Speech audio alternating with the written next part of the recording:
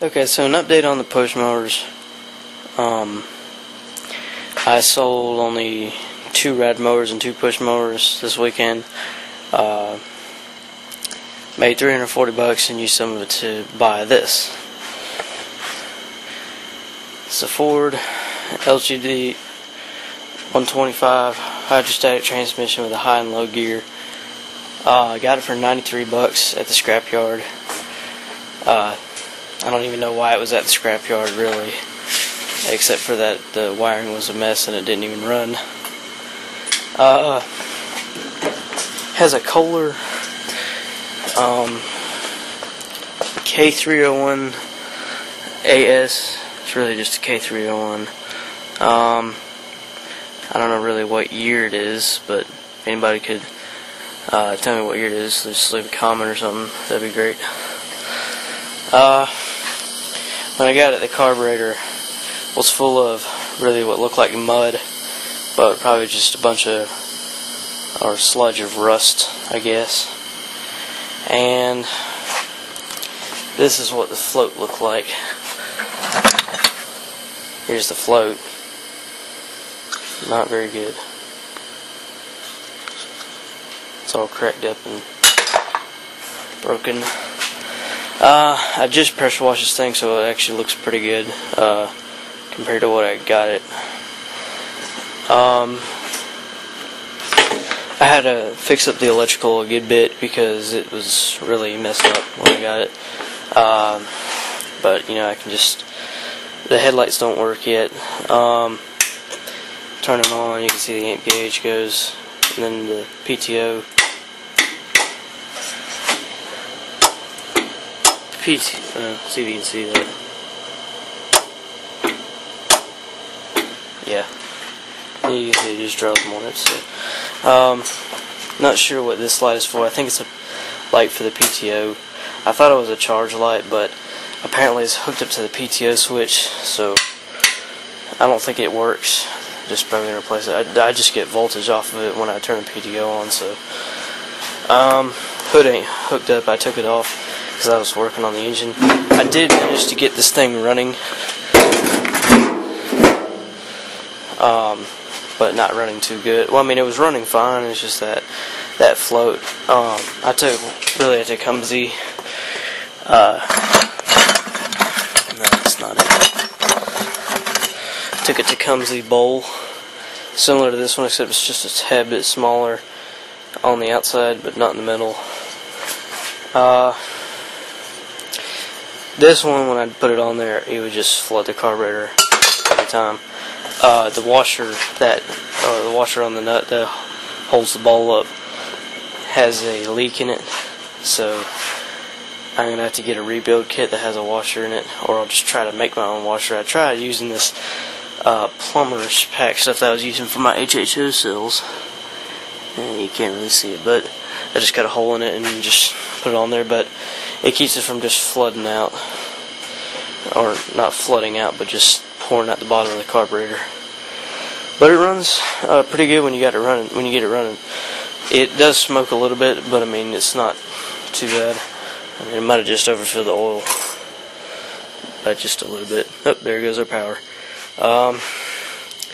Yeah, we're just, I don't know what that came from. But anyway, the oil is alright.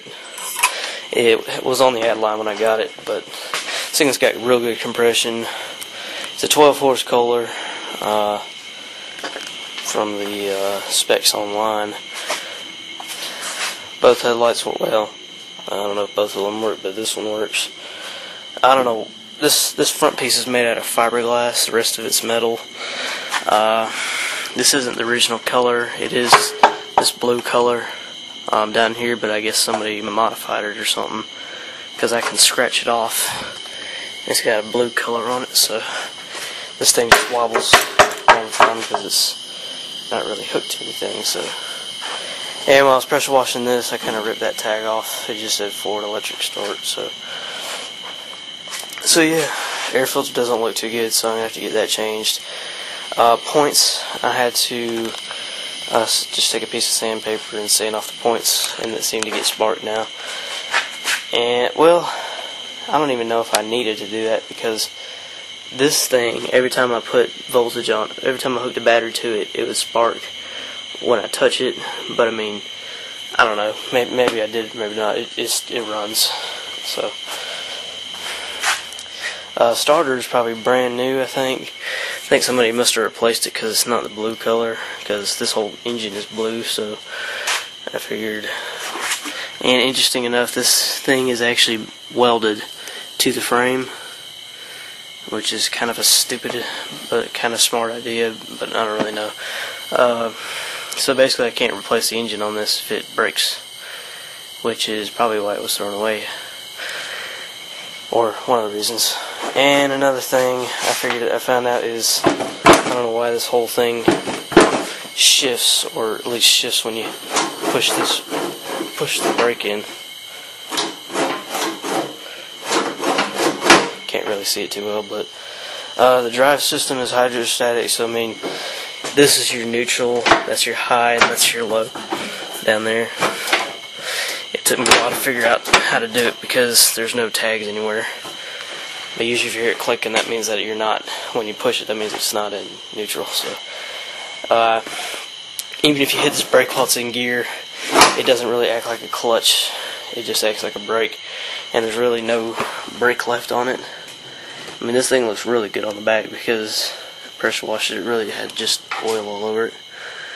And this axle is huge on this. Well, it is right here. Once it gets right there, it's only about 1 inch. But it's a 5-lug, well, not really 5-lug, but I mean, it's just 5-bolt axle. So I wish I had low nuts because I could put probably could have put car tires on the back of it, and then put some 18 by 8.5 on there on the front. But right now it has 16 by 6.5 wheels on it, so I might change that later. So yeah, put this battery on there. It had no battery, had no wing nuts, so put that on there. I just kind of wired up my own way of doing it. The charging system seems to be working. It's got a 15 amp charging system according to that tag, but it charges at 10 amps when I was driving it earlier today. And yeah, the drive system does work. This is forward, and then this is reverse, but reverse, you kind of just put your foot on it like that.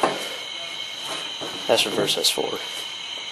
So yeah, 93 bucks, it wasn't a bad deal, especially since it has a Kohler engine.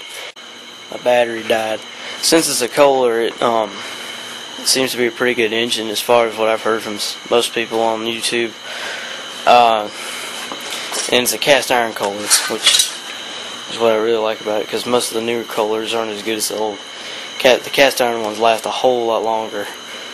This one I won't be able to rebuild or do really too much to it because it's welded down, but it's not too big of a problem.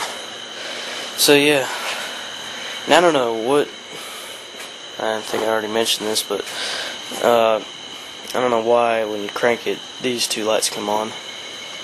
But yeah, I just have to figure all that out. So yeah, not much else to say about it. The gas tank I still need to clean out because it's got just a bunch of water in it, and I think it's all rusted, so I have to clean it out. I don't even know if it's usable, but yeah. So yeah, I'll see what I can get working on this and see if I can get it all painted up and everything, get it looking nice, and yeah. So thanks for watching.